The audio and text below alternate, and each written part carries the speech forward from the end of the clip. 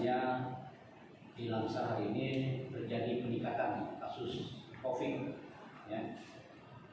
Hari ini kita sudah ada kasus 95 orang di Langsa. Kasus 95 orang ini 28 orang yang masih dipantau. Ada 21 orang yang sudah sembuh. Jumlah yang masih positif yang belum sembuh 8 orang. Jadi hari ini laporan pasien COVID-19 berdasarkan data yang masuk dan dalam pengawasan dinas pendidikan, dinas kesehatan Kota Langsa dan juga di gugus tugas COVID Kota Langsa, yaitu ada bisa sebutkan tadi ya, sekitar 95 orang, tapi ada yang sudah sembuh 21 orang. Tapi ini ada yang masih dalam perawatan. Ya, dalam perawatan ini tadi kasus yang terbaru laporannya baru sampai dari pagi, hasil tes swabnya yaitu Pak Sega Kota Langsa, yaitu Yusuf Majid, umur 55 tahun, PNS. Beliau sekarang sedang dirawat di ruang isolasi Rumah Sakit Umum Langsa. Kemudian tidak lanjut dari hal tersebut karena beliau sudah positif.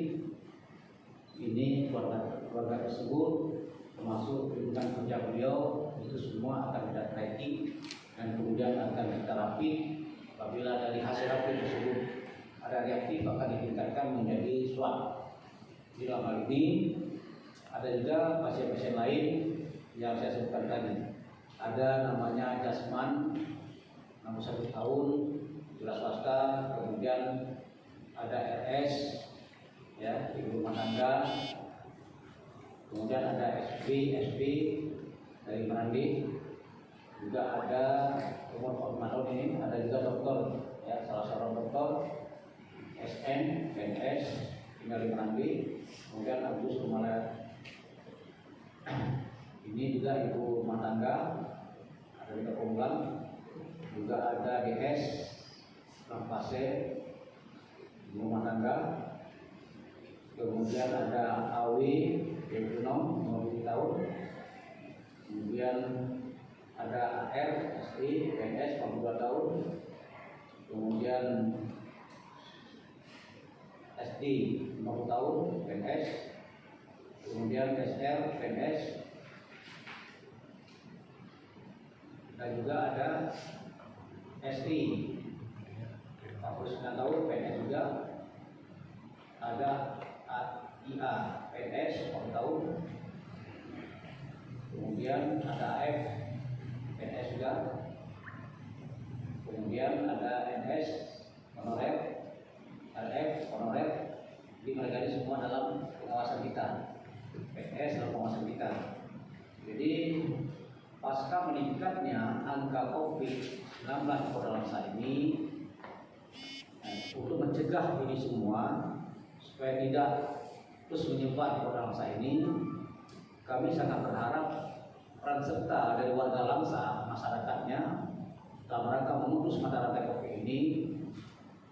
Kami sangat berharap peran serta masyarakat untuk mematuhi anjuran protokol kesehatan yang telah ditetapkan oleh pemerintah, yaitu kemanapun jika aktivitas harian harus memakai masker, kemudian sering bercuci tangan, kemudian menjaga jarak, dan juga menghindari tempat-tempat keramaian dan kerumunan yang tidak penting.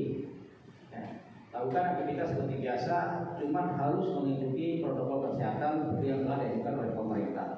Ini tidak lain adalah untuk mencegah agar COVID ini tidak terus meningkat.